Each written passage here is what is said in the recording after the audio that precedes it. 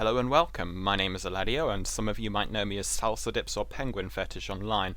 I'm going to be bringing you a Mass Effect 3 multiplayer gameplay today, and it's going to be a continuation of my series Worst of the Worst. It's the second installment, and today I'm going to be using the Volus Adept with no shield boost, no Cyclonic 4, and a Geth Spitfire. Right, yeah, you can kind of see the extent to which I went with this one, because this really was a challenge. It's actually probably the hardest thing I've done so far in this game. Now I'm sure I'm going to be doing other builds which will challenge me as much as this one, but this one was particularly challenging. Now, just before we sort of get underway, I don't actually extract in this one, and I'm sure there's going to be users saying, "Oh, learn to play, you can't even extract, this doesn't count." Well, I'm sorry, but I attempted this 3 times or so, and it took such a level of concentration for all of those times. It actually put me under a massive amount of stress. I mean, how all my peripherals are still intact, I have no idea. I mean, I honestly would have thought my fist would have gone through my monitor at some point, because getting to wave 10 while treading on eggshells, because this build literally is just like putting eggs in front of you and then trying to walk over them without them breaking. You are that squishy. Getting to wave 10 and then almost completing it, and then extraction, all you've really got to do is run around for 2 minutes, and then failing is honestly one of the most heartbreaking, rage-inducing things, and I don't really want to put myself under that much stress again, just for the sake of being in one particular location at one specific time. I think the mission successful screen is good enough, so that's how I'm going to be leaving it. I'm going to deem this a success, and yeah, I'm sure I would be able to extract if I tried this enough times, but plain and simple, I'm not going to do that, because this will actually make you really mad. Honestly, go into gold, select my exact setup, and any enemy or map, and you will have a really hard time. The learning curve for this was so huge. I mean, knowing that you literally can't be in the line of fire for longer than like a second or two means you literally have to be aware of everything around you at all times. Now, it is challenging, so if you do like challenging yourself, or if you enjoy inflicting serious amounts of pain on yourself, then maybe this is the build for you. But I highly suggest taking lots of deep breaths, maybe book an anger management class afterwards, because I'm not going to be held responsible for any broken equipment which occurs as a result of this. Now, let me just talk a little bit about the build. The build itself is actually pretty interesting, because the Spitfire has the feature of weighing you down, literally. Like, it's so big, even though it's scaled down to Volus sized, it's still a really heavy weapon, and you actually get a movement speed penalty for using it on anything except the Geth Juggernaut. Now, this wouldn't be a problem for, like, say, a Krogan Vanguard or any Krogan character for that matter. Anything which can withstand more than 2 seconds of fire would be good for this weapon. Because the movement speed hit you get is pretty significant. I mean, it was so much so that playing this with anything but an Adrenaline Mod 3 was almost impossible. You just could not move out of the way fast enough to get back into cover. So it is really challenging. Now, bear in mind, without a Cyclonic 4, you are going to be sat on just over 800 shields, which on gold difficulty isn't really a lot. It's enough to sort of make you withstand a couple of bursts or two, but any sort of prolonged fire and you're pretty much done. And if you get staggered and you're out in the open, you can guarantee that you're going to be using an ops pack or a Metagel, because yeah, you're so glassy. And once your shields go down, you're sat on just over 200 health, I think. I think you have a base of 150 with Volus characters, which again is almost nothing. And that really is 1 or 2 bullets and you're dead. So, without further ado, I'm going to let this run out. I'll let this play, and you can sort of see for yourself just the amount of care that went into knowing where everything was. I mean, every sort of other enemy which I'm killing, I'm looking around me to see if there's anything coming up behind me, because there was plenty of deaths which were caused by just somebody coming up behind me, shooting me, and by the time I've reacted, I'm already down. So I'll let this play out. I'll put some music over the top like in the last installment, and I hope some of you will enjoy watching me suffer. Thank you very much for watching, and I will see you in the next installment. Goodbye.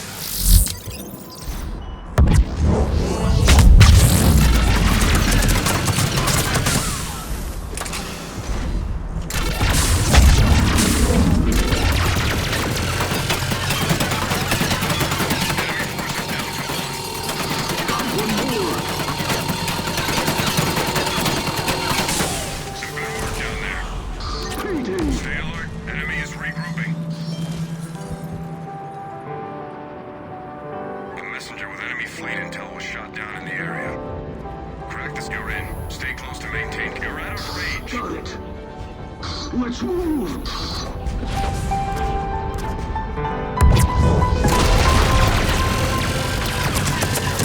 Pursuit damage.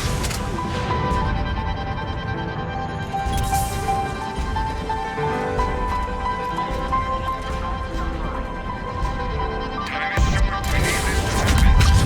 Copy that.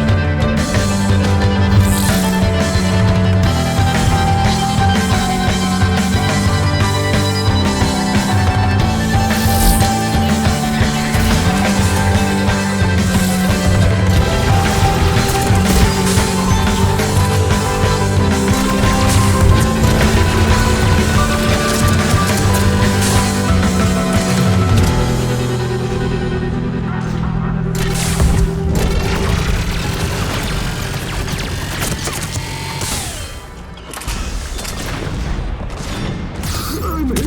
We're in. Data retrieved. Crushing.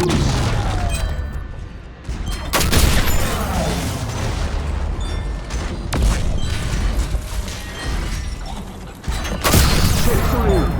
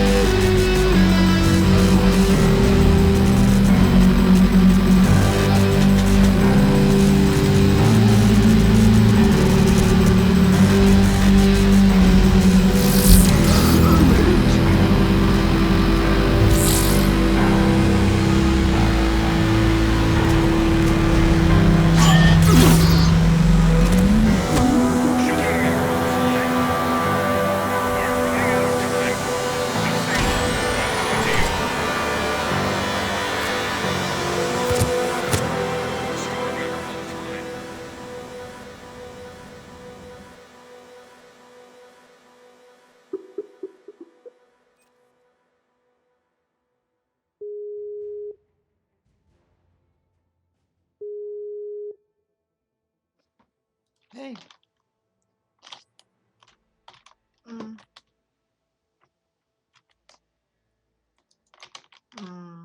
mean that you died in the last 10 seconds.